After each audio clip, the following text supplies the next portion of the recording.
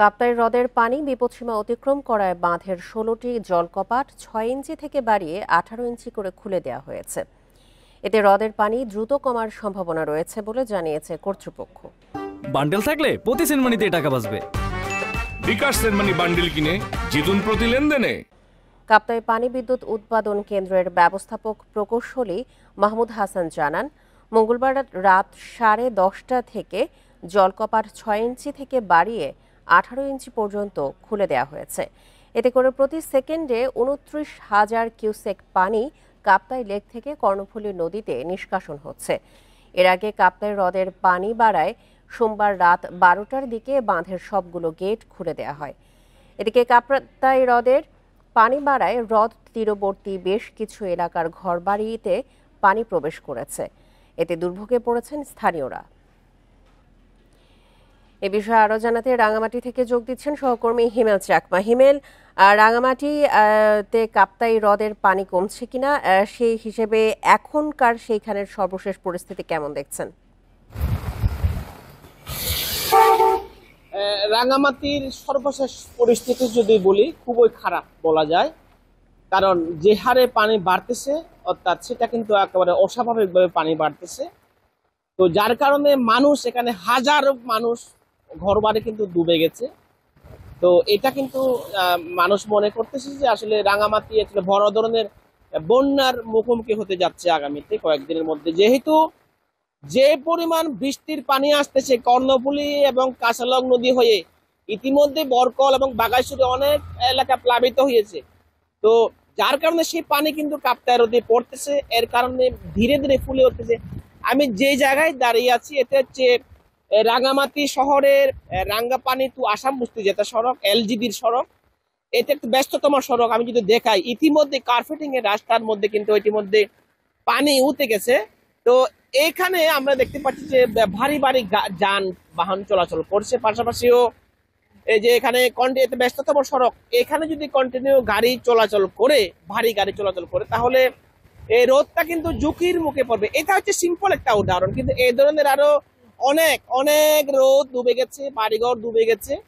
তবে একটা বিষয় যে আমি আপনাকে বলে রাখি যে আসলে যে পরিমাণ পানি সারা হচ্ছে তার 2 গুণ 3 গুণ পরিমাণ পানি আসছে উপর থেকে।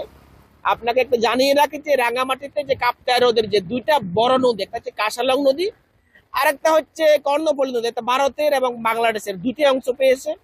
কন্টিনিউ কিন্তু বৃষ্টি হচ্ছে রাঙামাটিতে, যার কারণে এখানে কাপ্তাই হ্রদের পানি কোনো কমছে না। 6 ইঞ্চি থেকে ইতিমধ্যে 18 ইঞ্চি করা হয়েছে, অর্থাৎ 1.5 ফুট করা হয়েছে, কিন্তু পানি কমতেছে না। তো আরেকটা বিষয় যে বলা হচ্ছে যে এটা কিন্তু বেশিও জলকপাটের তো আপনিও যেমনটি বলছিলেন এবং আমরাও জানি যে 6 ইঞ্চি থেকে বাড়িয়ে 18 ইঞ্চি করে খুলে দেওয়া হয়েছে, তবুও যেহেতু পানি কমার কোনো আশঙ্কা নেই, সেক্ষেত্রে পানি উন্নয়ন বোর্ড থেকে কি কোনো তথ্য জানা গেছে যে এই পানি কবে নাগাদ পুরোপুরি নিষ্কাশনের ব্যবস্থা করা যাবে?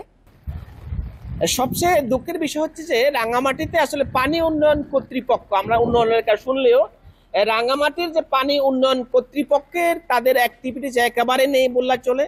শুধুমাত্র এখানে কাপ্তাই জলবিদ্যুৎ কেন্দ্র কর্তৃপক্ষ সেটা তারা এটা মেনটেন্স করে এবং তারা হিসাবটা রাখে। একটা বিষয় যে এখানে পানি কমার বিষয়টা হচ্ছে যে নির্ভর করে হচ্ছে কাপ্তাই জলবিদ্যুৎ কেন্দ্র কর্তৃপক্ষ, তাদের ওটা ছাড়া এখানে কোনো কিছু হয় না। যার কারণে এখানে মানুষ ডুবে যাক, রাস্তা ডুবে যাক, ক্ষয়ক্ষতি হোক, সেটা নিয়ে তাদের আসলে কোনো মাথা ব্যথা নেই। শুধুমাত্র বিদ্যুৎ উৎপাদনটা হচ্ছে তাদের মুখ্য, যার কারণে এখানকার যে পানি বাড়তেছে হুড় হুড় করে। তো এটা কন্ট্রোলের জন্য যে বর্তমান যে অবস্থা দাঁড়িয়েছে যে জলবিদ্যুৎ কেন্দ্র কর্তৃপক্ষ বেশিও পানি সারতে পারবে, কারণ যদি বেশি পানি সারে সেক্ষেত্রে কাপ্তাই বাঁধের নিম্নাঞ্চলের যে রাঙ্গুনিয়া, রাউজান, চন্দ্রগোনা, রায়খালী এই সমস্ত এলাকা কিন্তু ডুবে যেতে পারে, যার কারণে সেখানেও বন্যার পরিস্থিতি হবে। আর অন্যদিকে এদিকে পানি বেশিও রাখা যাচ্ছে না, যার কারণে যে এই মানুষ এখানে রাখার ফলে পানি কিন্তু বাড়তেছে। তো যার কারণে এখানে মানুষের দুর্ভোগটা বাড়তেছে। তো এটা কিন্তু বিগত সময়ে আমরা দেখি না যে পরিমাণ এখানে বন্যার যে পানি বাড়তেছে, সেটা আসলে আমরা অতীতে দেখি না, এবারে হচ্ছে। তবে বর্তমান যে পরিস্থিতি বাস্তবতা সেটা বলতেছে যে আসলে এটা আগামীতে আরো বাড়বে। সেটা যদি কাপ্তাই জলবিদ্যুৎ কেন্দ্র কর্তৃপক্ষ যদি সঠিকভাবে কাপ্তাই হ্রদের পানিটা ম্যানেজমেন্ট না করে সেরে দেওয়া রাখা, যদি তারা যথাসময়ে যদি না সারে, আবহাওয়া কর্তৃপক্ষের সাথে যদি সমন্বয় না করে, তাহলে এটা কিন্তু আরো বাড়বে, দুর্ভোগটা আরো বাড়বে। এ হচ্ছে আমার কাছে রাঙ্গামাটির কাপ্তাইয়ের পানি বৃদ্ধির সর্বশেষ তথ্য। জি জি, রাঙামাটি থেকে সবশেষ তথ্য নিয়ে জানাচ্ছিলেন আমাদের সহকর্মী হিমেল চাকমা।